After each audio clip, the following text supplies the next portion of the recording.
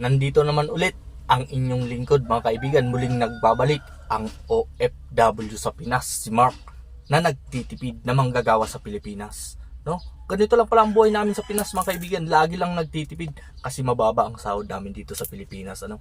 At ito lang ang baon natin. No? Hubal na sabah. No? Healthy food ito mga kaibigan. Healthy food. No? At pwede itong iulam mga kaibigan, lalo na sa mga dyan, medyo humihina na mga buto-buto, yung may mga arthritis dyan na mga kababayan nating Pinoy workers Pilipinas. Ito na ang ating panlaban sa arthritis. Yan mga kaibigan, tanggal ang arthritis mo nito mga kaibigan, sigurado pag ito ang ulam mo sa tanghalian. Dapat hubal lang. Para umepekto, no? Calcium mga kaibigan, pwede yung ulam yan. 4 na piraso to mga kaibigan, 19 pesos bili ko. Ang 1 kilo daw ay 50 pesos. Pero yung 4 na piraso hindi siya umabot ng kalahating kilo.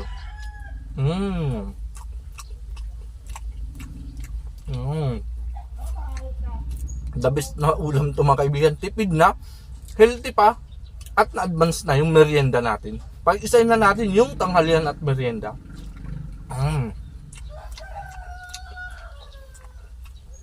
Baka sabihin nyo mga kaibigan, hindi ako nasasarapan sa ulam ko. Ang sarap, legit ang sarap. Kahit nung bata pa kami mga kaibigan, nag-ulam na talaga ako ng saging. No? At hindi ko kinakaya na duman ako sa ganyan na pangyayari ng buhay na nung bata pa ako, nag-ulam ako ng saging. Kasi hanggang ngayon, ginagawa ko pa rin siya mga kaibigan. Nadala ko ang kinaugalian ko nung bata pa ako mga kaibigan. Maganda talaga pag dumaan ka sa hirap, no? Kasi kagaya nga nagtatrabaho ka na, sanay ka na mga kaibigan. Parang easy na lang sa'yo ang buhay. Hindi ka na may stress pagka wala kang masyadong pera.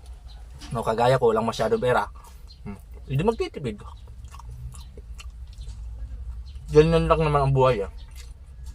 Kung ano lang nandiyan, pagkasiyan mo lang.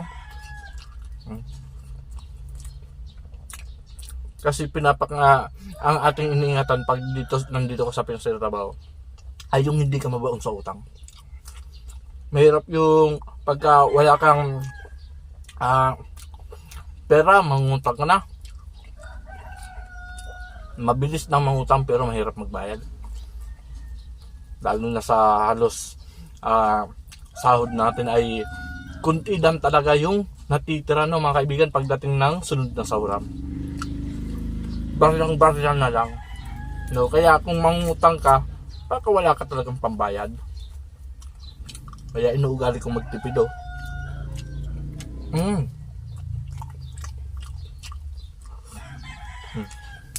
Nakatatlo na ito mga kaibigan. Baka lalong lumakas ang buto natin ito mga kaibigan. Hindi lang kasi muscle ang pinapalakas ko. Kailangan pati buto-buto. Mayaman kasi ito sa calcium mga kaibigan.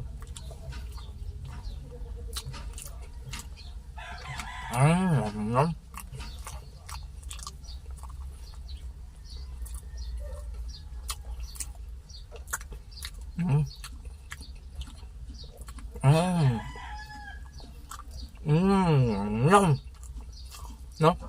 Circle meeting pa namin yan mga kaibigan sa trabaho.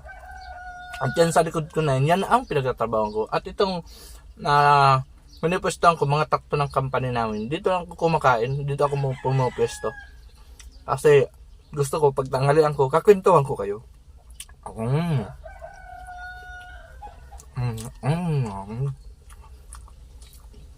At may dito lang ako mga kaibigan magkwento. Kahit saan ako pumunta, ganyan pag isang ahente kasi ang trabaho ko mga kaibigan no? Dapat magaling ka magkwento. Pag mahina ka magkwento, hindi ka na babagay mag-ahente. Tsaka dapat madaldal ka din dito mga kaibigan sa trabaho namin bilang isang ahente. Saka pala kaibigan, total bata pa lang ako, pala kaibigan pa ako mga kaibigan. Hanggang ngayon, tatrabaho, bagay na bagay yung trabaho ko.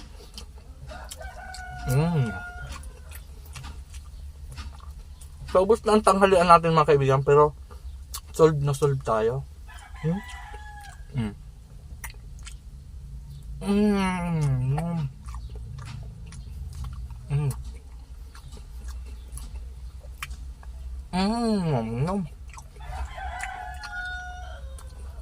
The best mga kaibigan, no? Ang sarap din talaga ng prutas. Prutas edition kasi tayo ngayon mga kaibigan. 1 week to.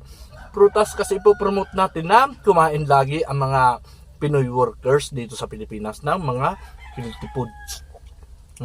Para lagi lang tayong malakas ang pangangatawan sa trabaho. Parang laging healthy ba? Kasi alam ko marami na mga nagtatrabaho dito sa Pilipinas, may mga iniinda ng karamdaman. Gawin lang natin maging healthy lifestyle. Ganyan itong ginagawa ko. Tipid na. Healthy foods pa. Solve na tayo mga kaibigan. Maraming salamat sa iyong pagsubaybay mga manggagawa sa Pilipinas dyan. Mga kapanalig na rin. At sa mga solid supporters ko dyan, lagi din mag-ingat.